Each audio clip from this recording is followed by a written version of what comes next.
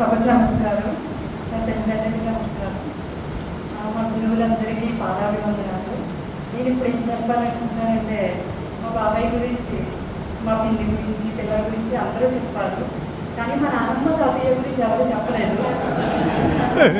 ఎందుకంటే ఒక బిడ్డ పనికి వచ్చాడంటే దానికి కారణం తల్లిదండ్రులు. అది మా నాన్నమ్మ రోజు ఎంత చక్కగా వాళ్ళ పిల్లల్ని, మనల్ని అందరినీ చూసుకుని ఎంత సంతోషంగా ఉన్నారంటే మేము ఎంతో అదృష్టం చేసుకుంటాం అనుకోవడానికి. ఇంకా వాళ్ళ పెద్ద బిడ్డనేమో అందంగా వ్యవసాయం చేసి 10 మందికి అన్నం పెట్టేలా చేసి, వాళ్ళ చిన్న బిడ్డ అందంగా 10 మందికి విద్యాదానం చేసేలాగా చేసి, మా నాన్నమ్మ ఎంతో ఏమన్నా తప్పులుంటే క్షమించండి.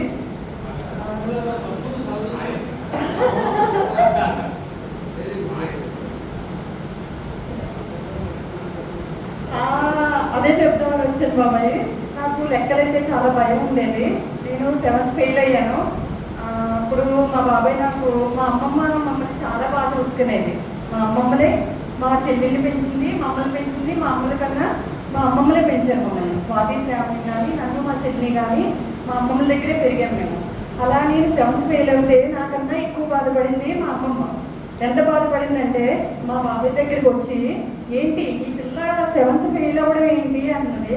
అంటే వెంటనే మా బాబాయ్ ఏం చెప్పారంటే, నువ్వు అసలు ఏమనొద్దు, నేను చెప్పకపోవడం, నేను నా తప్పును సవరించుకుంటానని చెప్పి మా బాబాయ్ నాకు 1 నెల రోజులు ట్యూషన్ చెప్పాడు. వెంటనే చెప్పిన 1 నెల రోజులకే నాకు 80 మార్కులు వచ్చాయి. అప్పుడే అలా లెక్కల భయం పోగొట్టాడు బాబాయ్. అందరికీ ధన్యవాదాలు.